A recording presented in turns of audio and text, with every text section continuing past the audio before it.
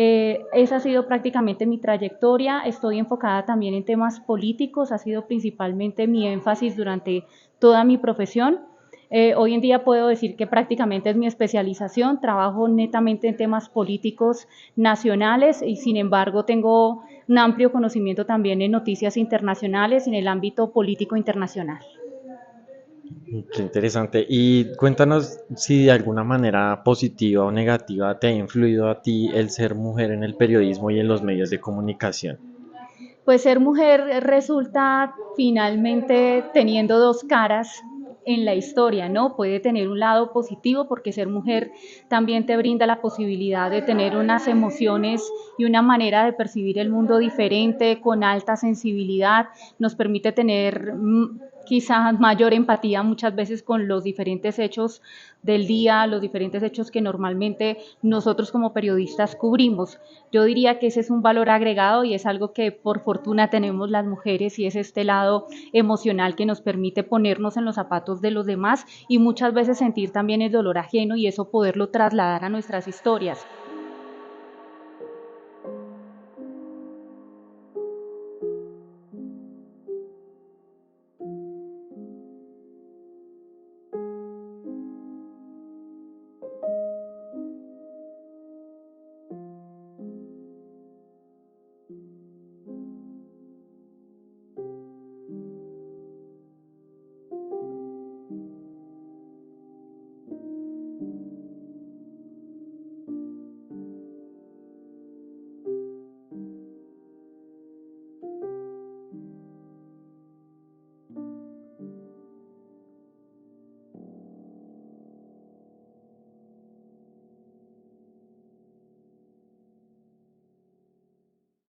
Sin embargo, también en términos de género como tal, también uno se enfrenta a diferentes pues, circunstancias durante la profesión. Lastimosamente, uno tiene que verse enfrentado a situaciones de acoso de índole laboral, muchas veces atado a acoso sexual. Por otra parte, también en varias ocasiones vemos precisamente cómo jefes hombres terminan queriendo tener pues ese poder en sus manos y de esta manera manipularnos para que podamos o querramos quizá en algún momento acceder a algunas de sus peticiones a cambio de. Por fortuna, pues en mi carrera, pues si bien me he enfrentado a esto, jamás he tenido que ceder ante ello. Creo que cada mujer pues toma sus propias decisiones, pero en nosotras está precisamente ser fuertes, hacerle frente a estas situaciones y no terminar quizá, como dicen por ahí, tirando la toalla y dejando a un lado nuestros sueños.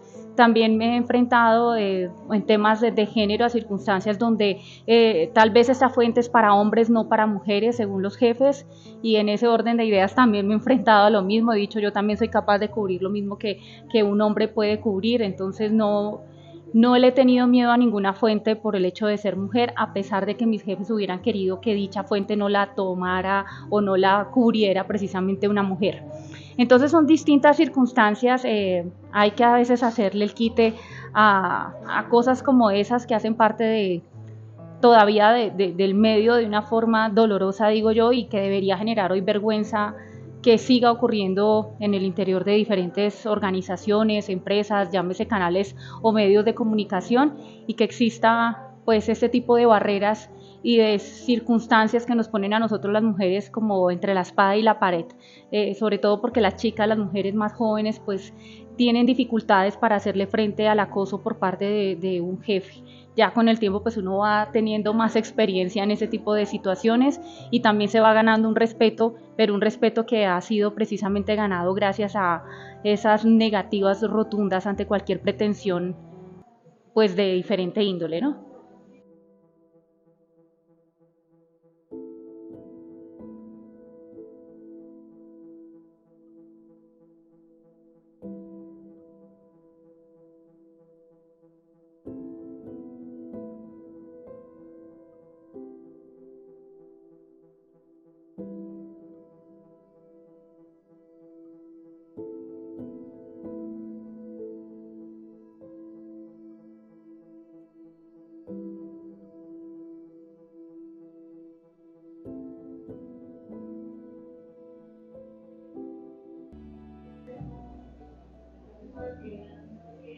Mencionaste que has sufrido acoso sexual y laboral en tu trabajo. Cuéntanos un momento en específico y cómo lo has sobrellevado.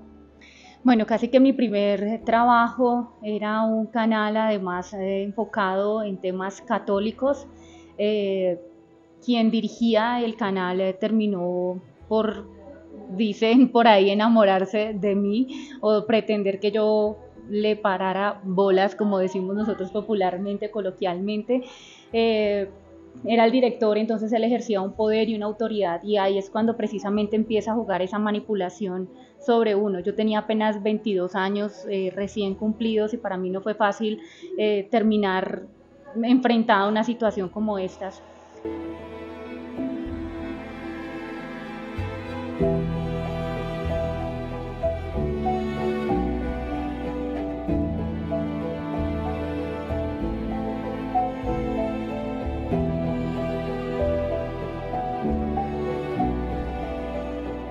Porque ante sus insinuaciones permanentes de que yo debería tener una relación sentimental con él, pues empecé a sufrir no solamente de acoso de ese tipo sexual, sino que ante precisamente esa negativa terminé siendo víctima de acoso laboral.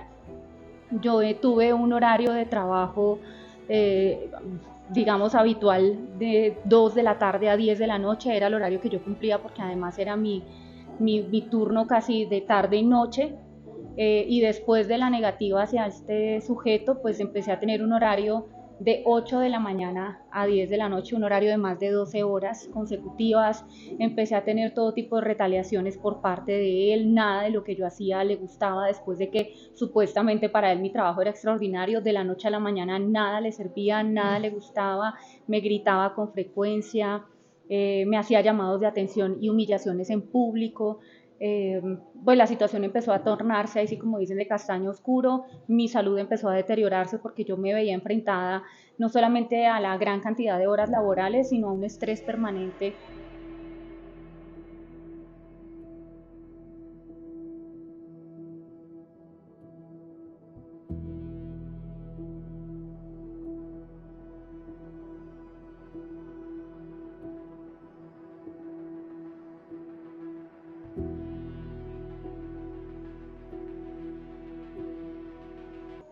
Y adicionalmente a este golpe emocional, porque yo sentía entonces que yo no servía para ese trabajo, porque él me hacía sentir permanentemente que yo no servía para ese trabajo, a pesar de que yo sabía en el fondo que era sencillamente su manera de desquitarse de mí por no haberle puesto cuidado cuando él me pidió que quería tener algo conmigo.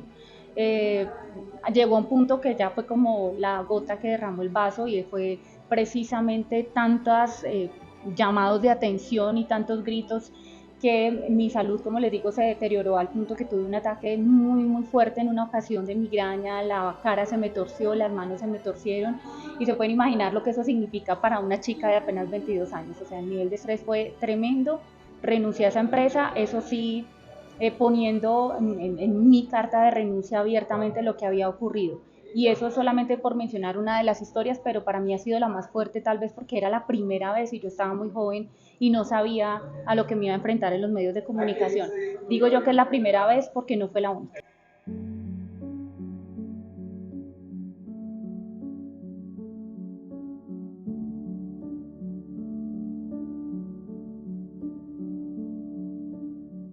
Me solidarizo contigo como mujer y la siguiente pregunta es, esta información es extraída de tus redes sociales, vimos que ahora eres activista por la defensa de las mujeres, cuéntanos un poco más de eso. Bueno, yo resulto siendo activista en temas de género a partir de mi propia historia. El 26 de enero de este año, durante la emisión de mi programa en vivo, mi programa de Cable Noticias La Otra Cara de la Moneda, estábamos abordando el feminicidio de la DJ bogotana Valentina Tres Palacios, quien fue asesinada por su pareja, un extranjero.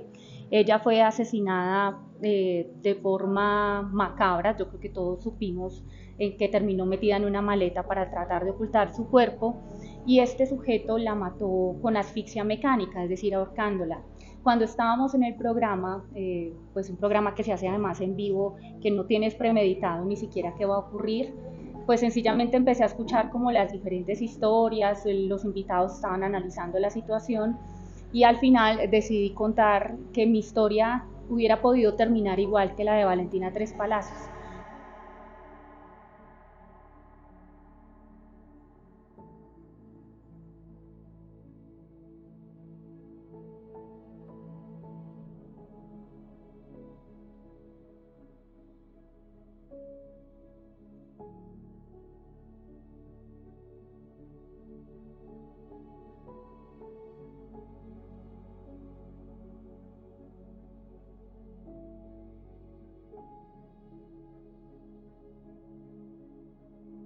pues conté y me quebré tal vez también en vivo porque somos humanos y mis emociones me ganaron y conté que en el año 2014 fui víctima de violencia de género, de un intento o una tentativa de feminicidio por parte de quien en ese entonces era mi pareja sentimental.